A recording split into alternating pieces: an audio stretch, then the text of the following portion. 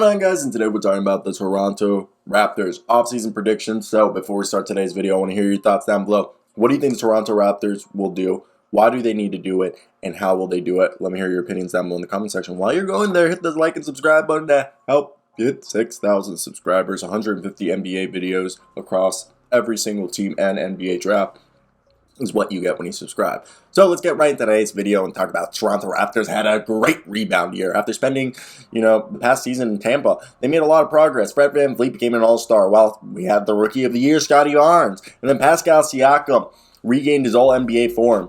And things are heading up for this team, looking like they could be a contender next year. And heading into this offseason, they will have a chance to build off their success for a potential deep run to become a contender next year, maybe even make this, the finals. And look, they have several players that will be able to discuss extensions, some free agents to potentially bring back, and as well as some flexibility for a significant trade. Now, extension negotiations for Fred VanVleet and Pascal Siakam. Fred VanVleet is extension eligible this upcoming offseason for a 3-year, $88.7 million deal. He could also decline his player option for the 2024 season and extend for up to 4 years, $114.2 million. Both extensions are similar in that they add the same amount of money for 3 additional years. VanVleet has likely played himself into the full amount, and one of those contracts are probably already on the table, so he'll probably get resigned. Now, Pascal Siakam is eligible for a 3-year, $130.7 million extension, and if he does get an All-NBA,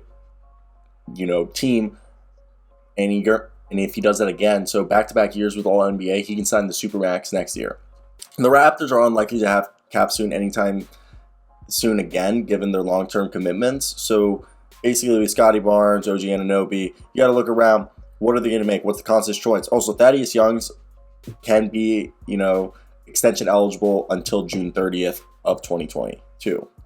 So let's get right into the video. Look, this is a team that's heading into the offseason $33 million below the luxury tax with 11 players on the roster. They have enough, willpower. Like, they have the mid-level exception, which means they'll have $10.3 million to get basically anybody you want. And they also need to leave some money for the 33rd selection of the draft. So on top of that, you could argue that they could use the $5.2 million and the $4.8 million trade exceptions to look for some players on the trade market, use the mid-level exception to re-sign Thaddeus Young and Chris Boucher, bring back Justin Champaghi on a minimum deal.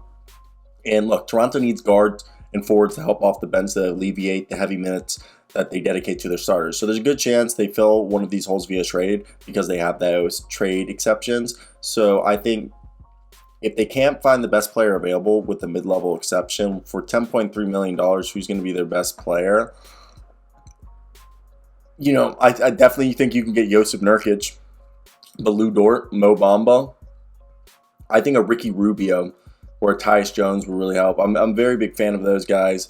I think a PJ Tucker or a Gary Payne, you got to look at guys like that who can help fill out the roster. Now, it's the pursuit of a true center, okay? For example, OG Anunoby, Scottie Barnes are awesome. And everybody's thinking about the Rudy Gobert as a shooter should the Jazz decide to make a significant trade. There's been rumors because I think you keep Pascal Siakam in this trade if you include OG Anunoby, okay? OG Anunoby is making $17 million. $37 you need to make up for Rudy Gobert. You could do a deal of Kem Birch, OG Anunoby, which is already like $24 million.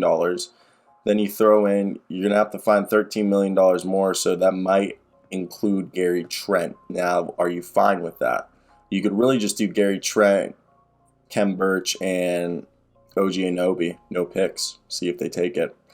Now, I think that's overpaying, and I think they could look at other centers. Maybe bring back Jokic Poeltl, the guy that they sent away and developed into a top 5 defensive center in the league.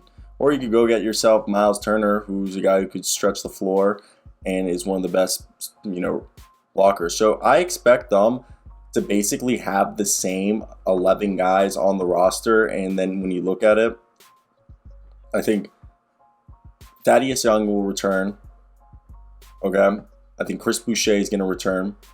So right there, I don't think Isaac Bonga is going to return. I don't know. Maybe Yuta Watanabe, but I think Justin Champaghi David Johnson. I think they like those two guys. So David Johnson, Justin Shimpagi, okay, Thaddeus Young, and Chris Boucher, potentially going into the draft. They'll have 15 players on the roster, and with that last pick, you could see them going for a center. You know, there's a lot of guys in this year's draft who could be, you know, available at the center position when they're on the clock. If I have to look at the center position, you know, there's a few big men, and I think they're going to go for an energetic, you know, rebounding one, similar to Nick Claxton, okay? And when you look at the market, it's not going to be Mark Williams or Walker Kessler, but for me, it's a guy along the lines of, if my shit would load, Christian Colocu. I think they could get at 33. He would be perfect for them. And in free agency, there's Orlando Robinson, who's probably going to be available. Kofi Cockburn, okay? I really like Orlando Robinson. There's also Yannick Zoza, who's from the Congo. And he used to be ranked a lot higher, but he kind of fell. Well, this video, guys. Let me know your thoughts.